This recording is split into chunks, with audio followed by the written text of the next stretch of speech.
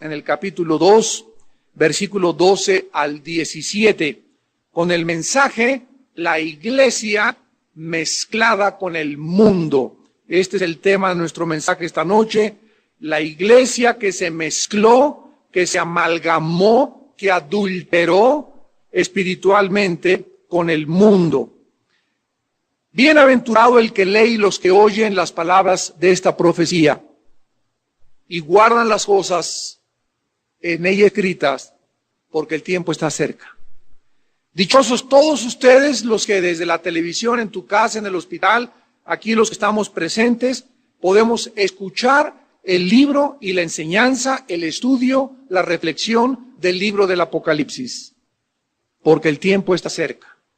Y el alimento que el Espíritu Santo nos da a nuestro corazón, abriendo el libro de Apocalipsis, uno de los libros más difíciles que existen en la Biblia, bendice profundamente nuestra alma. Nos va a dar todavía un concepto y un gusto mucho más grande del futuro, de la eternidad, de saber que vamos de paso, que toda esta gente que ahorita estamos viendo, algún día no vamos a estar vivos. Todos, yo siempre que voy a un centro comercial, a Perisur, a Perinorte, al Estadio Azteca, a cualquier lugar donde me encuentro, siempre digo, toda esta gente, estamos ahorita aquí vivos, unos gritan, otros tienen problemas de depresión, otros están contentos, todos los seres humanos tienen su mundo, pero todos algún día ya no vamos a estar aquí. Estamos solamente de paso, somos peregrinos, todos vamos a morir, todos los que estamos en este cuarto, en este salón, en este auditorio algún día, y en ese día entregaremos cuentas de todo lo que hicimos mientras estábamos en nuestro cuerpo. De la forma como gastaste tu vida, tu tiempo, tus recursos, los dones que Dios te dio, qué hiciste con ellos, y todo absolutamente repercutirá en la eternidad. Jesús continuamente insistió, he aquí, vengo pronto, mi recompensa conmigo. No desmayen, vuestro trabajo en el Señor no es en vano. No se cansen de sembrar, no dejen de ser santos. Procuren ser hallados irreprensibles y sin mancha, en paz, cuando venga por ustedes, para que no sean avergonzados. Así que necesitamos cada día, cuando oímos el Apocalipsis y leemos el Apocalipsis, darnos cuenta que se vienen cosas terribles contra el planeta Tierra, terribles. Las películas de ciencia ficción han hablado que un meteoro, nunca en la Biblia va a ser terminada la Tierra por un meteoro. La Biblia nos dice en el quinto sello, en el sexto sello, que el sol se va a oscurecer, la luna se va a volver como de sangre y las estrellas caerán del cielo como la higuera es sacudida de sus higos y todo monte y toda isla se removerá de su lugar y el cielo se desvanecerá como un pergamino. O sea que todas estas estrellas van a ser meteoritos que van a caer, pero no van a terminar con la tierra. Va a ser parte de las cosas que van a hacer desfallecer a los hombres por la expectación de las cosas tan terribles que sobrevendrán al planeta Tierra. Pero ustedes, dice el Espíritu en esta noche, no teman. Nosotros estamos guardados por el Altísimo. Nosotros sabemos qué es lo que va a pasar. Nosotros no tenemos miedo ni siquiera de la misma muerte, porque para nosotros va a ser ganancia. En el día que entremos a la muerte, es el momento de nuestra liberación de nuestra alma para poder entrar a la verdadera vida. Ahorita nuestra alma, de acuerdo a 2 Corintios 5, del 1 al 5, está aprisionada en un cuerpo. Nuestra alma está aprisionada en un cuerpo. Nuestra alma quisiera salir. Anhelamos ser vestidos de lo espiritual y que esto mortal sea absorbido por lo inmortal para poder descansar para siempre. Pero mientras estamos dentro de este cuerpo y anhelamos ya el descanso y la paz y no volver a llorar y no volver a tener problemas, necesitamos entender que Dios nos está probando, preparándonos para la otra vida, para que podamos reinar y gobernar juntamente con el Hijo de Dios. Vemos pues en esta noche el mensaje a la iglesia de Pérgamo, Apocalipsis 2 del 12 al 17. Una de las enseñanzas más claras de la Biblia es que jamás Cristo dijo que su reino era de este mundo. Cuando quisieron ofrecerle a Cristo el reino, cuando los judíos creyeron que Cristo venía a liberarlos del imperio y del yugo romano, se decepcionaron cuando ellos descubrieron que Cristo se entregó como una oveja, cruzó los brazos, lo amarraron enfrente de sus verdugos, no se defendió, se espantaron los discípulos, el que había resucitado muertos, el que había detenido el mar y el viento, ahora no se defendía, era bofeteado, era burlado, era crucificado, era maltratado, lo hacían sufrir, y todo porque no habían entendido el reino de Cristo espiritual vendría después con nosotros, después de que Él muriera y sufriera en una cruz. Entonces Cristo enfatizó: mi reino no es de este mundo. ¿Qué pasó aproximadamente en los primeros años del cristianismo? Bueno, lo vamos a ver en esta noche reflejado en la iglesia de Pérgamo. La iglesia comenzó a amalgamarse, a unirse, a comprometer sus convicciones con el mundo. Y comenzó a venderse. Y se prostituyó la mayor parte del cristianismo. Lo vamos a ir viendo en esta noche. Y el peligro todavía está latente en todas las iglesias, que creen que podemos tener amistad con el mundo y ser amigos de Dios. Vamos en primer lugar a situarnos históricamente y geográficamente en los antecedentes y el contexto de la iglesia de Pérgamo. La ciudad de Pérgamo estaba situada a 88 kilómetros al norte de la ciudad de Esmirna y fue la capital de Asia por 300 años. Pérgamo fue la capital de Asia por 300 años. La palabra Pérgamo en el griego significa matrimonio consumado, compromiso o matrimonio consumado con el mundo. Fue construida esta ciudad sobre una colina cónica que dominaba casi todo el río Caico, y desde su parte más alta se podía percibir el mar Mediterráneo aproximadamente a 25 kilómetros de distancia. Tenía una biblioteca con 200,000 volúmenes, y el pergamino tiene sus raíces precisamente en esta ciudad. La palabra pergamino viene de esta ciudad, que fue la más notable y conocida por los 200,000 volúmenes que se hicieron de los pergaminos. Entonces, pergamino se deriva de la palabra Pérgamo. Y aquí en Pérgamo fue donde comenzó el pergamino a ser manufacturado y a producir dicho artículo como material de la escritura. Esta ciudad de Pérgamo era muy religiosa. Ahí tenía muchos templos a Éfeso. Sus principales santuarios estaban dedicados a la diosa griega de Atenas, al dios Zeus, que medía 14 metros de altura, al dios Esculapio. Este era el dios de la sanidad y era el símbolo de una serpiente. Ustedes que son médicos recordarán que el símbolo de la medicina es precisamente una serpiente. Fue la primera ciudad en Asia que construyó un templo dedicado a la adoración de un emperador romano llamado Augusto César.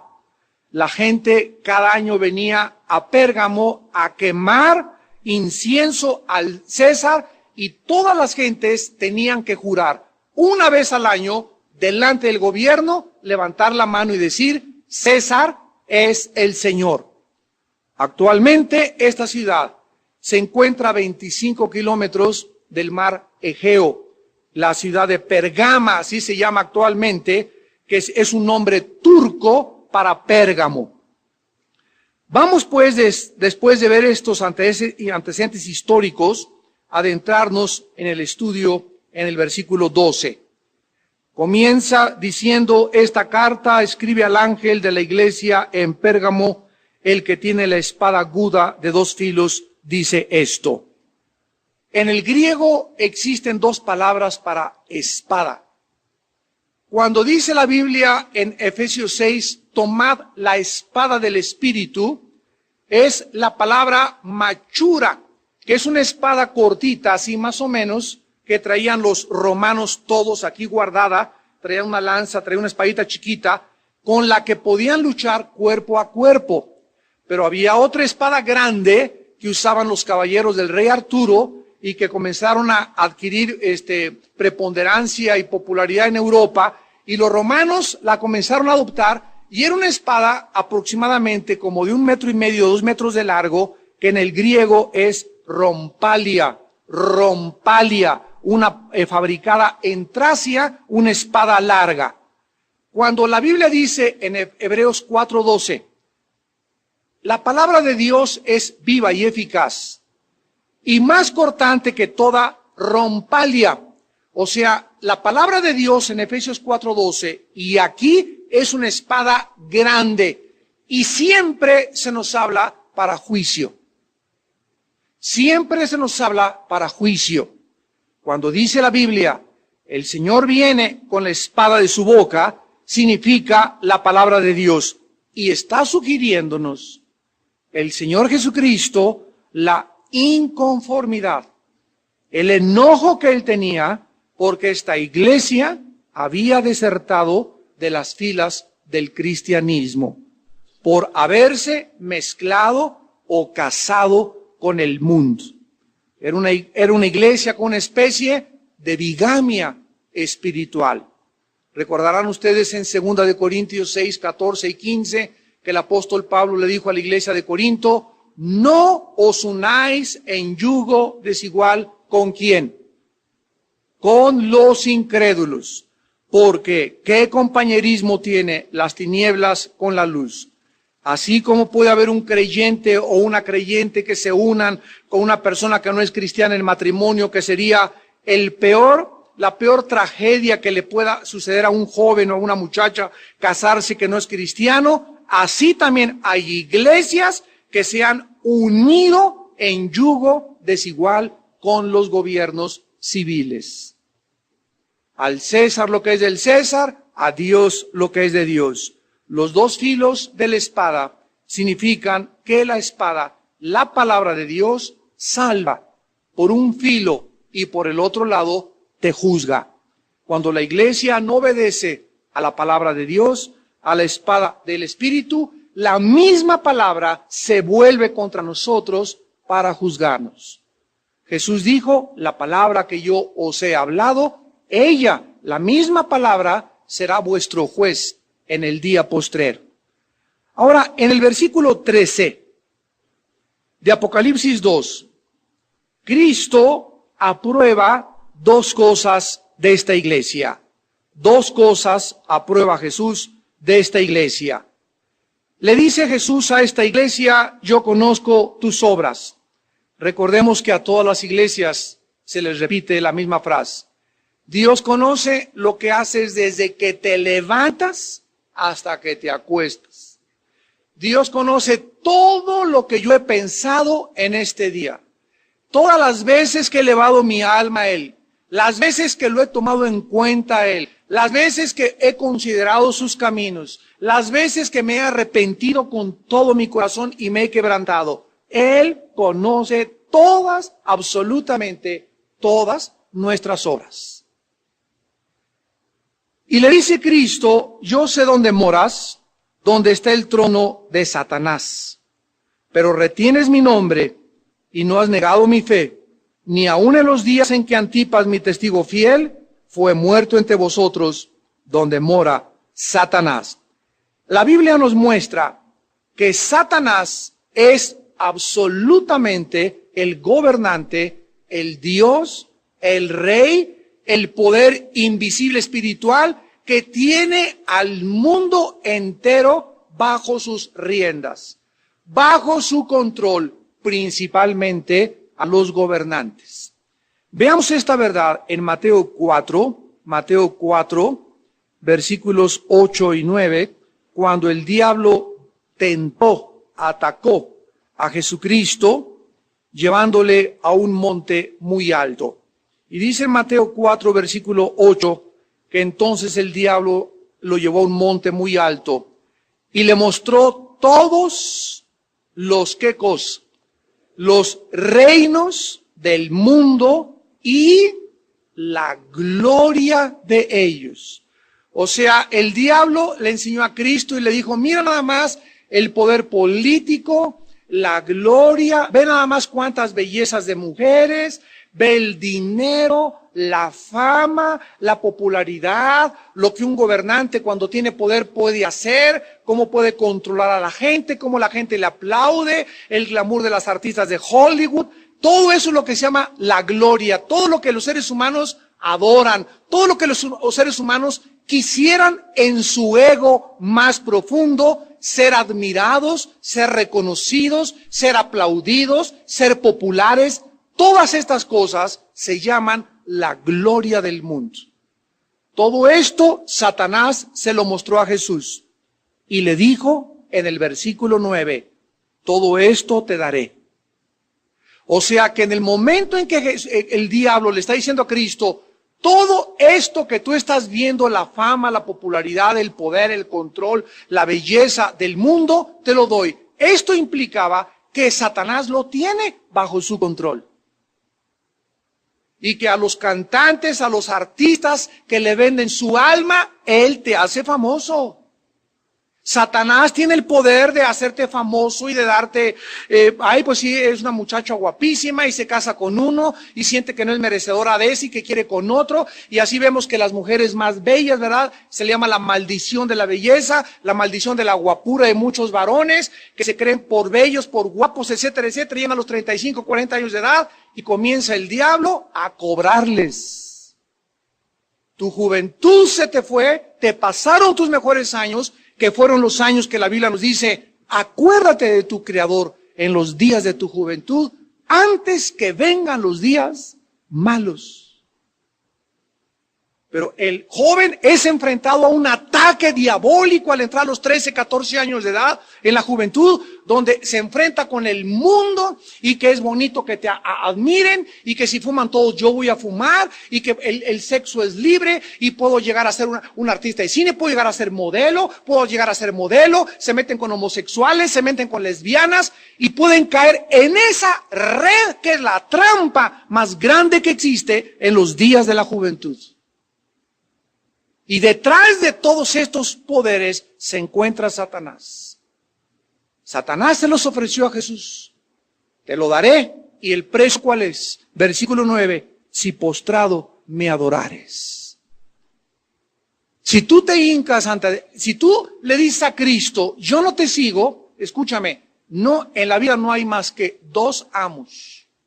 Y no puedes servir a los dos. O sirves a Cristo y Dios es Dios, o sirves a los ídolos del mundo. Pero si tú no tienes a Jesús como tu Señor y como tu Dios y como aquel que realmente es el que tú confías tu vida y le has entregado y consagrado tu vida, se la estás entregando, aunque tú digas que no, al mismo diablo.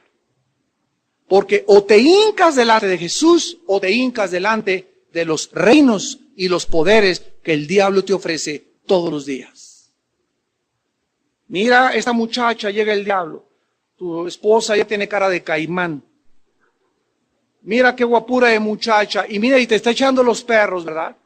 Y más si tienes un buen coche o tienes dinero, sabe la muchacha que le puedes pagar su carrera de secretaria. Ya ahí va el viejo rabo verde, babotas, kid, ¿verdad? Como buey que va al degolladero, dice Salomón en Proverbios.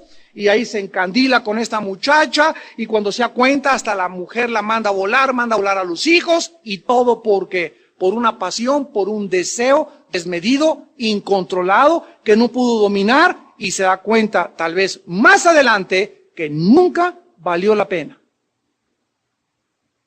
Porque la cosa más preciosa y más valiosa que Dios nos ha dado es la familia. El día que tú llegues a considerar el valor que tiene tu familia, no andas ahí de viejo babotas, rabo verde, tras otras muchachas relinchando como caballo bien alimentado. Igual a las muchachas les ofrece, bueno, a todos, ¿verdad? Él sabe a todos por qué lado débil estamos cojeando. Y va a llegar y te va a tentar. Y te lo va a ofrecer. Y el precio es, acuérdate, comienzas a adorarlo.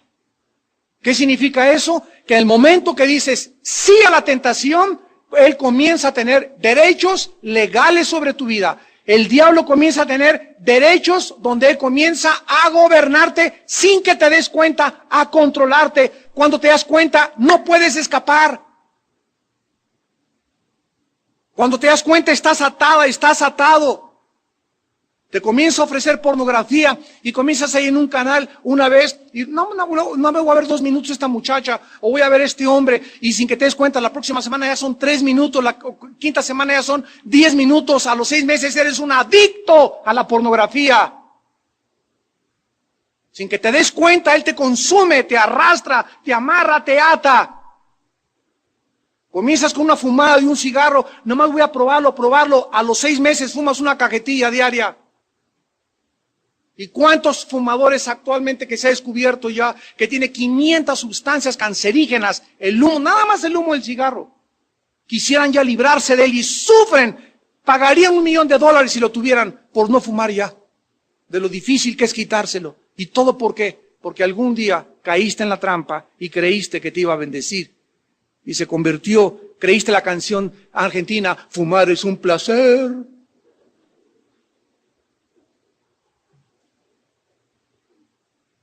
En 2 Corintios 4:4 el apóstol Pablo dice, el Dios de este mundo, Satanás, ha cegado el entendimiento de los incrédulos para que no les resplandezca el evangelio.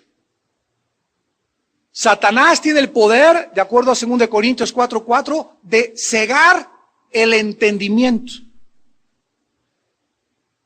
¿No has visto a un pecador empedernido y terco qué difícil es hacerlo cambiar de proceder?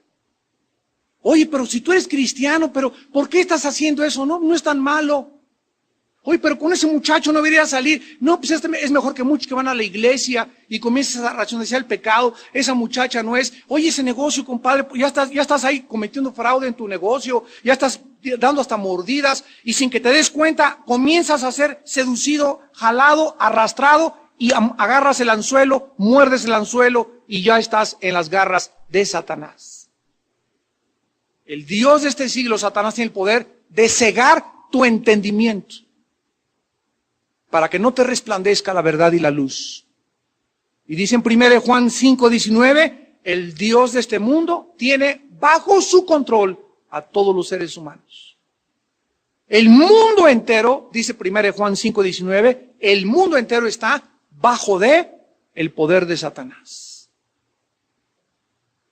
Ahora, esta referencia que se hace a Pérgamo, donde mora el trono de Satanás, era una referencia porque en esta ciudad abundaba la mundanalidad, la inmoralidad, los placeres, las filosofías y la cultura de este mundo. Estos cristianos de Pérgamo era un grupito a quienes Cristo aprueba en la iglesia. Rehusaron cada año decir César es el Señor, ni obedecer a la religión politeísta del Estado romano. Y esta fue la razón por la cual dice en el versículo 13, ni aun en los días en que Antipas, mi testigo fiel, fue muerto entre vosotros donde mora Satanás. Dice la historia que Antipas era un esclavo romano. Y en un año cuando tenían que postrarse ante el César los ciudadanos e ir a hacer el voto y decir César es el Señor, había miles en la plaza de Pérgamo de ciudadanos y un esclavo rehusó levantar la mano. Entonces el César desde lejos, que iba visitando las provincias romanas una vez al año, le mandó decir a un centurión, ve y dile a esa persona que si está ciega. Y si no está ciega, ¿por qué no levanta su mano y me jura lealtad? Entonces el centurión romano se acercó a Antipas, que era un esclavo, y le dijo a Antipas, ¿qué no sabes que el mundo entero está contra ti? Y Antipas le contestó y le dijo, ve y dile al César que si todo el mundo está contra mí, Antipas está contra todo el mundo. A este hombre lo agarraron ahí mismo y lo metieron en un barril de aceite hirviendo y lo quemaron vivo. Y Cristo le llama mi testigo fiel. Porque la palabra testigo significa martureo en el griego, de donde tenemos la palabra latina mártir. ¿Qué es un mártir? La persona que muere por sus convicciones. La persona que está tan convencida de lo que cree que él absolutamente está dispuesto no solamente a vivir y a creer en Cristo, sino inclusive dar su vida algún día por su causa. Y cuando dice la Biblia en Hechos 1:8, me serán testigos, Jesús nos está anticipando que seguirle no es fácil. Seguir a Cristo no es enchiladas mexicanas ni suizas. Seguir a Cristo no es, vengan a Cristo y serás rico y serás próspero y todo te irá bien y te serás feliz y todos tus problemas serán resueltos. Venir a Cristo implica, en primer lugar, que has encontrado la razón y el propósito de tu vida, número uno. En segundo lugar, que vale la pena a ese Jesús resucitado, a ese Dios que me creó, a ese hombre que dio su vida por la cruz, vale la pena entregarle mi vida, entregarle mi mente, entregarle mi cuerpo, entregarle mi salud, entregarle mi dinero, entregarle todo, porque de Él viene todo lo que tengo de todas maneras. Y si el diablo llega y me dice, estás perdiendo tu vida entregándosela a Cristo, Jesús me contesta, si quieres salvar tu vida la vas a perder, pero si la pierdes por mi causa, la vas a salvar. Y tenemos continuamente esta ambivalencia de valores morales y de la ética. Por un lado Jesús dice, dame tu vida. Por el otro lado viene Satanás y te dice, mira lo que te ofrezco para que te diviertas, vive la vida intensamente, disfruta el sexo, disfruta el alcohol, disfruta todas las cosas, todo lo que está prohibido por Dios, yo te lo doy. Y si tú escuchas esa voz, te vas a dar cuenta al final de tu vida, la voz de Jesús que te va a decir, ¿de qué te sirvió ganar el mundo si perdiste tu alma? Es un pobre negocio cuando nosotros no valorizamos la corta vida que tenemos, ¿a quién se la vamos a entregar? Dice la Biblia en Mateo capítulo 10, versículo 32 y 33, Jesús hablando de sus discípulos. Dice Mateo 10, 32 y 33. Cualquiera que me confiese delante de los hombres, yo también le confesaré delante de mi Padre que está en los cielos. Y a cualquiera que me niegue delante de los hombres, yo también le negaré delante de mi Padre que está en los cielos. Vemos pues que nosotros no solamente nos es concedido creer en Cristo, sino también sufrir por Él. Ahora, cuando la magia y la brujería fueron expulsadas de Babilonia temporalmente en aquella época, la mayor parte de los brujos, de los astrólogos, de los magos, hechiceros, fueron a la ciudad de Pérgamo. Ahí hicieron su base, como ahorita es Catemaco, Veracruz, el centro de la brujería, y Huastepec, ahí cerca de Cuernavaca, Morelos. Son los centros de brujería aquí en el mundo. En Europa, el centro de la brujería se encuentra ahorita en Alemania.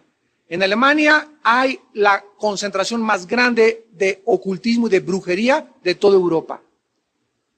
En Inglaterra, el 80% de las iglesias, repito, en Inglaterra, el 80% de las iglesias que eran protestantes, ahorita son mezquitas musulmanas. Vemos pues que en diferentes partes del mundo hay concentraciones de los poderes del mal.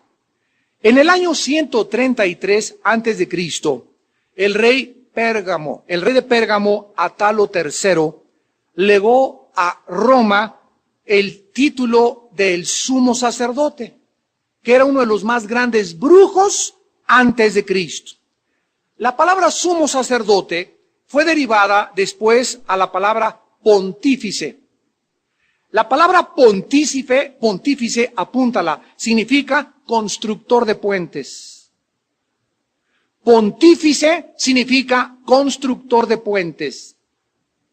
Entonces, este rey, Atalo III de Pérgamo, legó a su reino a Roma con el título de sumo sacerdote de la magia de Pérgamo. La idea de este título de sumo sacerdote o de pontífice significaba que era el mediador O sea, la persona a quien le decían pontífice, estaba diciendo que esa persona era la que iba a construir un puente o iba a ser el mediador entre Dios y los hombres. La segunda causa por la cual Cristo aprueba esta iglesia es que retuvieron su nombre sin negar su fe. Ahora, en el versículo 13 y 14 de Apocalipsis 2, regresamos a Apocalipsis, Cristo comienza a exhortar y a acusar a la iglesia o a los grupos de personas que habían abandonado la doctrina de Cristo y comienza a decirles en primer lugar dos acusaciones principales. Versículo 14, Apocalipsis 2. Tengo unas pocas cosas contra ti, que tienes ahí a los que retienen la doctrina de Balaam, que enseñaba a Balac a poner tropiezo ante los hijos de Israel, a comer de cosas sacrificadas a los ídolos y a cometer fornicación. La doctrina de Balaam o la historia de Balaam la pueden encontrar ustedes en el libro de los Números, del capítulo 22 al 25, y vamos a ver en el Nuevo Testamento, en Segunda de Pedro 2, versículo 11, que dice acerca de Balaam. Segunda de Pedro 2, versículo 15. Ustedes saben que toda la carta de Segunda de Pedro es una descripción de los falsos apóstoles, de los falsos profetas, de los falsos maestros que están introducidos e infiltrados en todas las iglesias cristianas. Y una de las características de los falsos maestros, de los falsos apóstoles, dice en 2 de Pedro 2:15, han dejado el camino recto, se han extraviado siguiendo el camino, ahí está, de Balaam, hijo de Beor, el cual amó el premio de la maldad.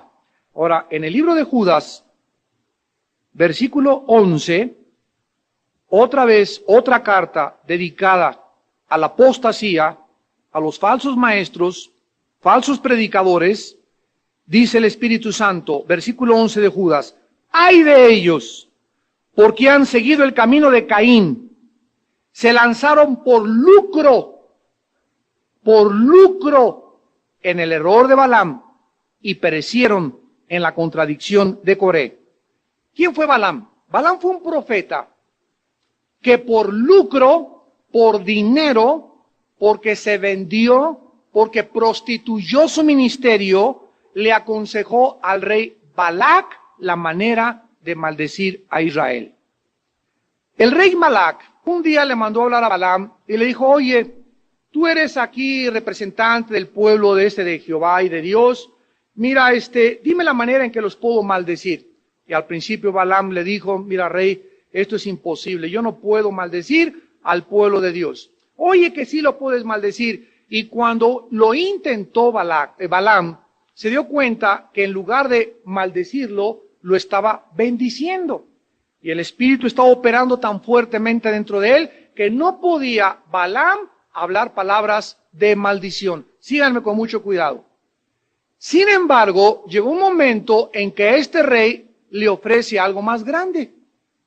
Y cuando Dios ve que en el corazón de Balaam había codicia y deseos de dinero más que de serle fiel, Dios le quita las riendas, inclusive hasta una burra le mandó Dios anteriormente para impedirle que pudiera llegar a culminar sus propósitos. Y después de que Dios ve que nuestro corazón insiste en ser tacaño, en ser avaricioso, en que quieres el dinero o que predicas por dinero o que lo que estás haciendo es por beneficencia monetaria, Dios te abandona.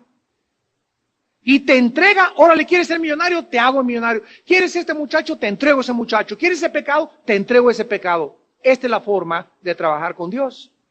Cuando el ser humano insiste en algo, Dios te empuja para que toques fondo. ¿Querías esto? No me quisiste hacer caso, te empujo para que toques fondo. Y cuando estés en el fondo, vas a clamar a mí y no te responderé. Me buscarás de mañana y tampoco me encontrarás, por cuanto desechaste la sabiduría y mi temor no quisiste. Mas el que me oyere, dice Proverbios 1:32 al 34, habitará confiadamente, sin temor del mal. Entonces, Balaam le dijo al rey, Dios está de parte de Israel, no lo puedo maldecir. Pero entonces Balaam, cuando comenzó a darse cuenta que había 2 que 3 billetes ahí de por medio, le dijo a Balac, mira, yo no puedo maldecir al pueblo de Dios, pero te voy a dar el secreto para que la maldición caiga sobre el pueblo de Dios. Mándales a los varones del pueblo de Dios, a los israelitas, mujeres moabitas. Los moabitas que venían descendiendo del incesto de Lot con sus 2 hijas, ¿se acuerdan? En Génesis 19, de ahí vienen los moabitas, que Dios los maldijo y les dijo que no iban a ser jamás prosperados, aun cuando Ruth fue una excepción y fue una moabita, de donde vino el rey David. Vemos cómo aquellos que nacen bajo maldición, con la bendición de Dios, las maldiciones se pueden convertir en bendiciones. Pero los moabitas están maldecidos por Dios. Ve con las mujeres moabitas, incítalas para que se vayan con los bebés, que pasen ahí y que les pasen en bikini a todos los hombres de Israel. Y cuando los hombres de Israel forniquen, miren ustedes lo que la Biblia nos revela, los pecados sexuales ilícitos le abren la puerta a nuestra vida para que las maldiciones nos alcancen. Cuando el pueblo de Dios cayó en fornicación, la maldición los pudo alcanzar. Esto es una estrategia del mundo espiritual tremenda. Por eso dice en 1 Corintios 6, el que fornica contra su propio cuerpo peca. Por eso dice en Colosenses 3, 4 y 5, hagan morir lo terrenal en ustedes. Fornicación, lascivia, malos pensamientos, impureza, cosas por las cuales viene la ira de Dios sobre los hijos de desobediencia. Si algo hace enojar a Dios, quieres hacer enojar a Dios, practica la inmoralidad. Y Dios te abandona si no te arrepientes. Y quieres insistir en eso, Dios te deja. Y una vez me preguntó un hermano, oye hermano, ¿a un cristiano una bruja lo puede maldecir? Y le dije, no, mientras vive en santidad. Hoy te ha puesto una bruja que te mande la maldición, no te llega ni a ti, ni a tu casa, ni a tus hijos, si caminas bajo el Altísimo y la protección del Altísimo. Pero salte de los caminos de Dios, sobre todo en el área sexual, y te alcanzan las maldiciones de Satanás. Y Satanás te puede herir con cáncer, te puede herir con sida, te puede herir con enfermedades venéreas, puede acabar con tu matrimonio, puede acabar con tu vida, te puedes acabar casando con un muchacho que jamás hubiera Dios querido que te casaras con eso, con una muchacha que Dios jamás hubiera querido que te casaras, pero todo ¿por qué? Porque creemos que podemos hacer de nuestro cuerpo lo que nosotros querramos. Bueno, Balaam a través de esto permitió que entonces pudiera la maldición alcanzarles. Desesperado le dijo al rey, si los israelitas fornican con las hijas de Moab, Dios no puede hacer nada por impedir la maldición, porque se iban a contaminar espiritualmente. Ahora muy bien, en Pérgamo sucedió lo siguiente. Cuando Dios le dice a esta iglesia, tienes ahí a los que retienen la doctrina de Balaam, escúchenme ustedes, que todas estas cosas comenzaron a suceder. Y en este momento primero me voy a dirigir a todos los líderes espirituales, predicadores, los que tenemos la responsabilidad espiritual de un rebaño de Dios. En Pérgamo comenzó a suceder todo lo siguiente. Escúcheme, todo por conveniencia monetaria. Todo por conveniencia del dinero. Comenzaron a bautizar a personas que no eran creyentes, porque don Pedro Richelieu fue el que puso el techo de la iglesia. Comenzaron a casar a personas no creyentes. Yo hace poco tuve una cruzada en Tucson, Arizona, fui con mi esposa, Y me decía una hermana de Tucson, Armando, fíjate que hay una iglesia por ahí en Baja California, que una sobrina mía conoció un muchacho que no es cristiano y el pastor no los quiso casar. Le dije, yo felicito a ese pastor. Me dice, pero si vinieron a Tucson y un pastor de Tucson los cansó. Le dije, ese pastor retiene y está enseñando la doctrina de Balaam en su iglesia. ¿Por qué? Porque yo no puedo casar a nadie ni bendecir a nadie. ¿Cómo puedo bendecir un matrimonio cuando sé que él es hijo de los filisteos y ella es hija de Dios? ¿Cómo puedo ser tan hipócrita de bendecir un matrimonio y decir, les voy a echar la bendición cuando uno es pagano o ella no es cristiana y él es cristiano? Simplemente por ganarme la sociedad o ganar una pareja que se venga a mi iglesia. Escúcheme, pastores, en ese momento prostituyes tu ministerio. No te puedes vender. Es que la familia fulana, que diga misa la familia fulana Richelieu. Primero tenemos a Dios para servir, nuestras convicciones. No podemos hacer eso delante de Dios porque, repito, vendemos aquello que Dios nos entregó, que es el tesoro más grande que tenemos. En tercer lugar, comenzaron a prostituir el ministerio de la iglesia haciendo compromisos con otras religiones. Vamos a unirnos todos, aunque no sean cristianos, vamos a unirnos. Esto se llama ecumenismo.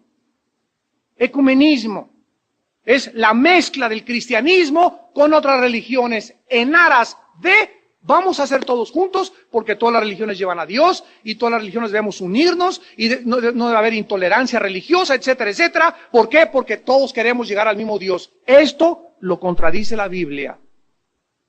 La Biblia dice en Amós, caminarán dos juntos si no estuvieran de acuerdo.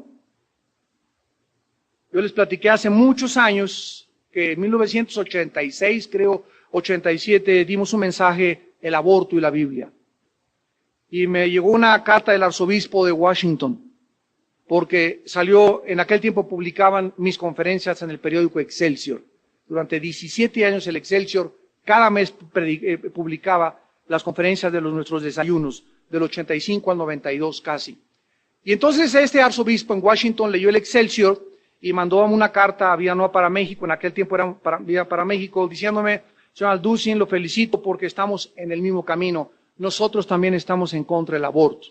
Y yo quisiera que fuera usted a nuestras oficinas, se comunicara con Monseñor número tal, para que pudieran entre los dos ponerse de acuerdo y hacer una cruzada en la Ciudad de México contra el aborto. Tomé una carta, oré 2 días, le pedí sabiduría a Dios. Y le dije, querido arzobispo, gracias a Dios por su corazón, bla, bla, bla, etcétera, etcétera. Le agradezco su buena disposición, pero permítame decirle que no podemos unirnos en ninguna cruzada juntos. Porque el evangelio que ustedes predican no es el evangelio que nosotros predicamos. En el aborto estamos de acuerdo, en la homosexualidad estamos de acuerdo en muchas cosas, pero la más importante, que la salvación es por la fe, sin las obras ni los sacramentos, somos enemigos. Y si yo me uno con usted en ese momento, estoy dando un mensaje y confundiendo a mis ovejas, que yo puedo predicar un evangelio diferente al que Cristo me dejó en su palabra. Y la gente no va a saber quién es cristiano y quién no es cristiano, y qué se necesita para ser cristiano, y que hasta la vida tenemos que dar por ser fieles al mensaje de Jesucristo. Y ahorita existen cientos de iglesias evangélicas uniéndose al movimiento ecuménico mundial de todas las religiones para poder llegar todas a Dios. Esto lo odia Dios. Es una doctrina donde la mayoría le entran y se unen por conveniencia de tener más relaciones y ser amigo de fulano de tal, y para que veamos que le caemos bien a todo el mundo, para no hacer olas, en fin, porque aman la gloria de Dios. En Miqueas, capítulo 3, en el Antiguo Testamento, versículo 11, Miqueas el profeta le envió este mensaje a los líderes de Israel. Sus jefes juzgan por cohecho. Sus sacerdotes enseñan por precio y sus profetas adivinan por dinero. Y se apoyan en Jehová diciendo, no está Jehová entre nosotros, no vendrá mal sobre nosotros. Cuidado cuando te vendes. Y no solamente un pastor lo puede hacer, lo puedes hacer tú cuando quieres quedar bien con tu cuñado, y con tu suegro o con tu jefe de tu trabajo y no necesariamente dinero, o cuando una muchacha la invita el jefe a tomar un café y hasta se la lleva a Tequesquitengo, ya va a la mensa de la muchacha de 17, 18 años de edad porque le ofrece un buen salario, porque la secretaria del jefe acepta y vende sus convicciones por dinero, por un departamento, por un puesto. Y tú, muchacha que me escuchas, la Biblia dice que eres una joya delante de Dios. Eres una piedra preciosa. No rebajes tu dignidad ni tu valía. Tú vales mucho más que eso. $1,000,000 que te ofreciera alguien no vale lo que vale tu alma delante de Jesús, que dio su vida por ti en una cruz. No te vendas. Nunca. No importa el precio que nos ofrezca el mundo, ni el precio que tengamos que pagar, ni los riesgos que tengamos que llevar a cabo. No podemos prostituir nuestro llamado, mezclar nuestras convicciones y unirnos con el mundo. El resultado fue trágico. Cuando esta iglesia se comienza a unir con el mundo, cuando tú comienzas a unirte con el mundo, cuando comienzas a comprometer tus convicciones, comienzas entonces a deslizarte en la inmoralidad. Dice en Éxodo 34, versículo 12, guárdate de hacer alianza con los moradores de la tierra donde has de entrar, para que no sean tropezadero en medio de ti. Quiero terminar, aunque no vamos a acabar el mensaje a Pérgamo en esta noche, el próximo martes lo terminaremos. Quiero terminar en esta noche dándoles una lista de todo lo que continuó después que la iglesia comenzó a mezclarse con el mundo. Cuando el emperador romano, Constantino, aproximadamente en el año 330, 350 después de Cristo, absorbió el cristianismo como la religión oficial del Imperio Romano, se quedó al frente, se terminó el Imperio Romano civil y continuó el Imperio Romano en el Sacro Imperio Romano, o el nacimiento de la Iglesia romana. Este amalgamiento entre el cristianismo con el paganismo, con la inmoralidad, con el ocultismo, con la idolatría, introdujeron al cristianismo las más graves herejías, leudándolo, corrompiéndolo por más de 1500 años. Del año 350 al año 1960, ¿cuánto es? Del año 350 al año 1960 del siglo XX, la Biblia fue prohibida por Roma.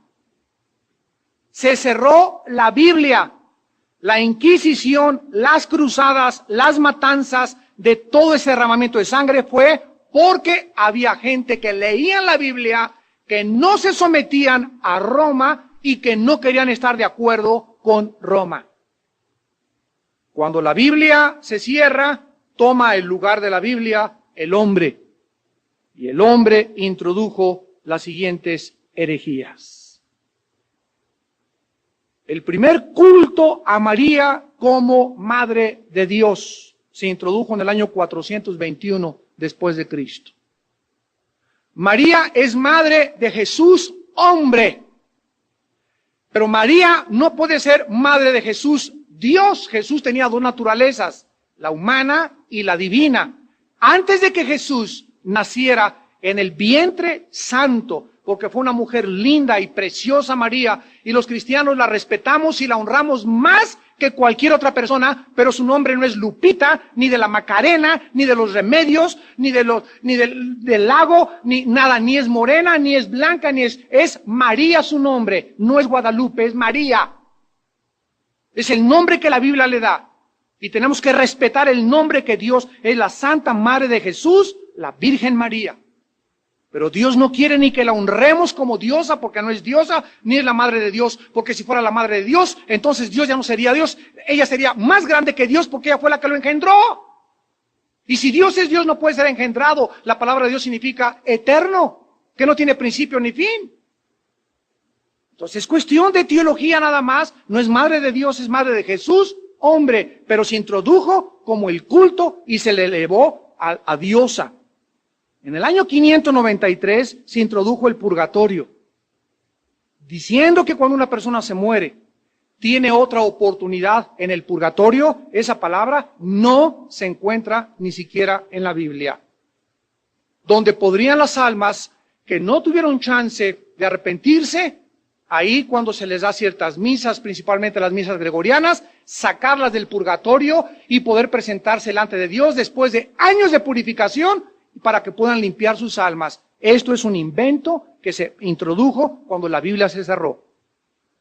En tercer lugar, se introdujeron imágenes para que pudieran adorarse y reliquias.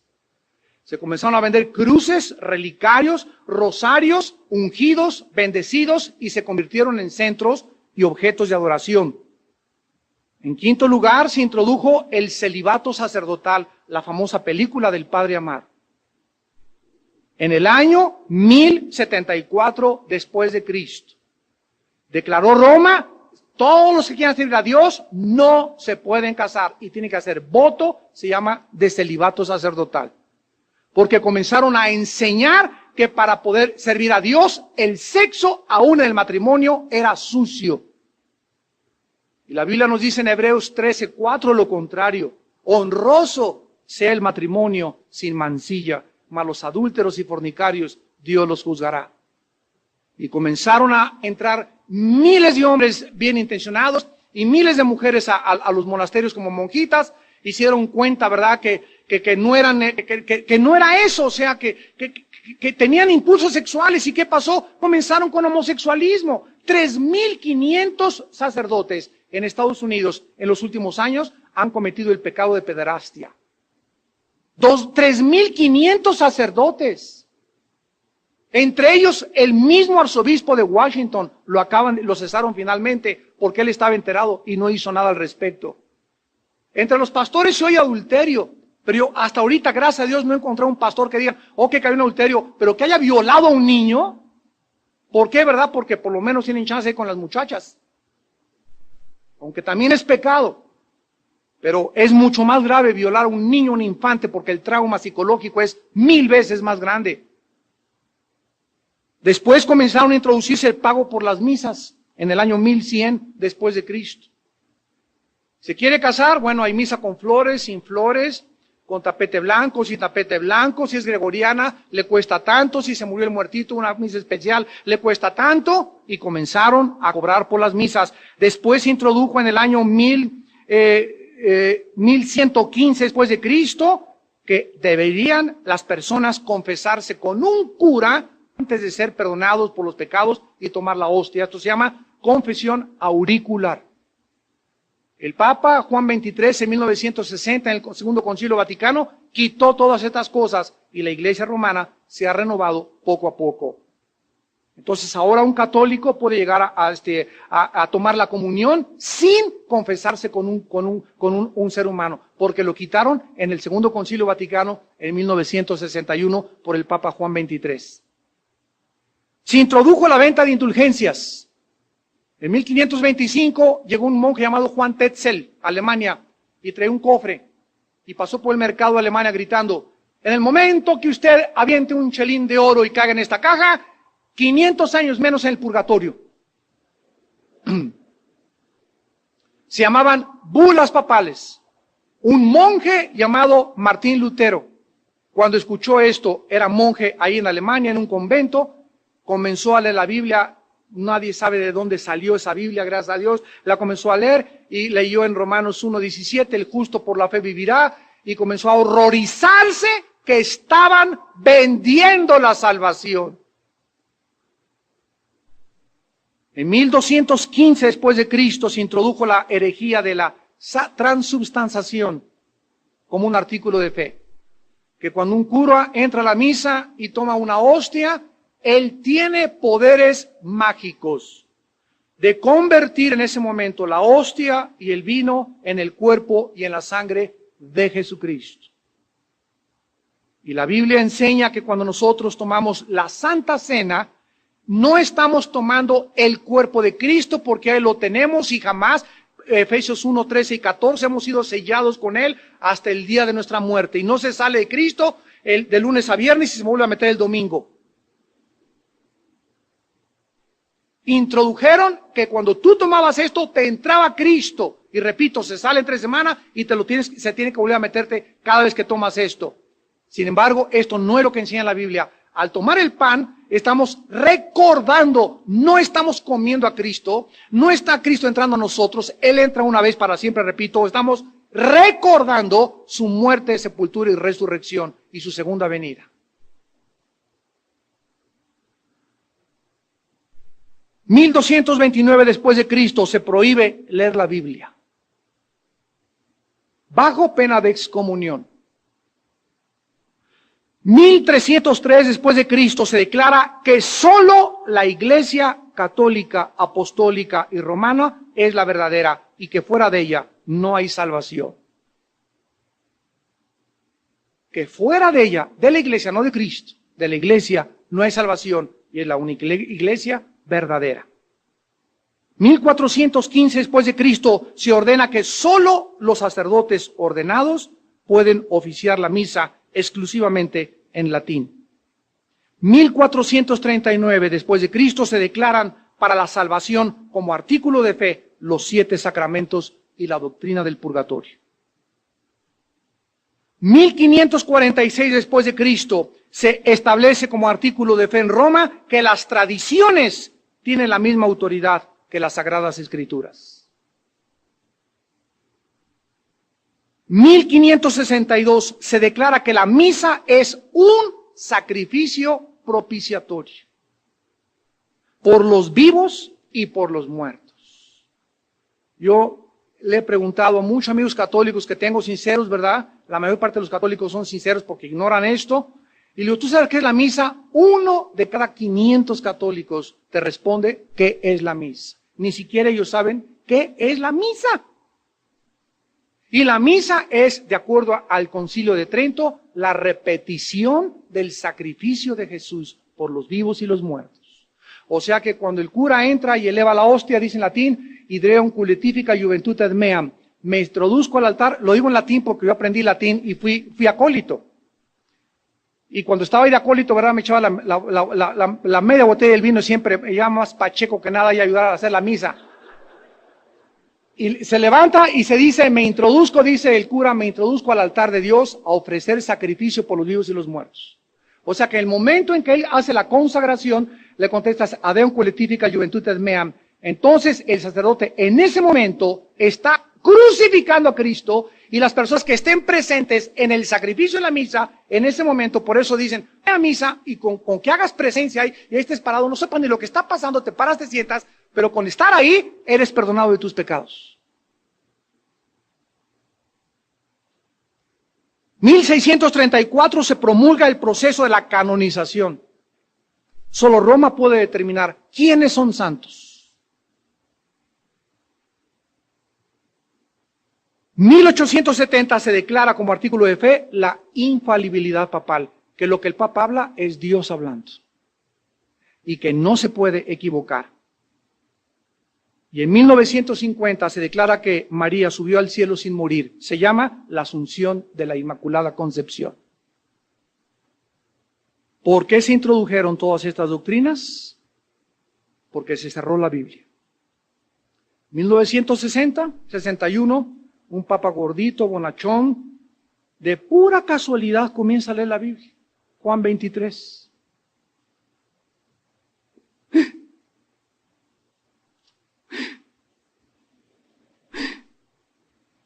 Y al leerla comienza a asustarse y decir, Dios mío, tengo 2 opciones, dice Juan 23, en el Segundo Concilio Vaticano. Una, o esto es la autoridad y la verdad de Dios, o todas estas cosas que nosotros inventamos tienen la misma autoridad que las Sagradas Escrituras. Y Juan 23 escoge darle a la Biblia la autoridad y manda un decreto en 1961 para que quiten las imágenes, para que quiten la confesión auricular, para que ya no se haga en latín la misa, para que haya cantos dentro de las misas, ya también igual que las iglesias evangélicas, y comienzan a cambiar muchas cosas de lo que hay muchos pueblitos que les quitan las imágenes y te linchan. Pero ya está por decreto que no haya imágenes en las iglesias. En fin, ahí comienza lo que se llamó la renovación de la Iglesia Católica, que ha tenido grandes avances, pero lo que no han quitado ni quitarán jamás será el sacrificio de la misa, porque es la piedra y el fundamento de Roma, y tampoco han quitado que solo en Cristo hay salvación. Cuando la Iglesia se mezcla con el mundo, el Vaticano es la única religión en el mundo que tiene una representatividad en el Consejo de Seguridad de las Naciones Unidas. El Vaticano es la única religión en el mundo que tiene personas que manda como embajadores. En cada país hay un representante o un embajador del Vaticano diplomáticamente ante los gobiernos. Ni los musulmanes, ni los judíos, ni los budistas, ninguna otra religión en el mundo hace esto. El Vaticano es la única religión que tiene un banco, que tiene una ciudad que es un estado dentro del mismo país de Roma, y donde tienen un gobierno autónomo que no depende del gobierno de Italia. El Papa es el presidente del gobierno civil y espiritual del Vaticano y del mundo romano. En esta noche, con todo mi corazón y con la compasión de la misericordia que Dios nos da, les pido a todos ustedes que han escuchado por primera vez estas verdades, que no se pueden esconder. No podemos nada contra la verdad, sino por la verdad.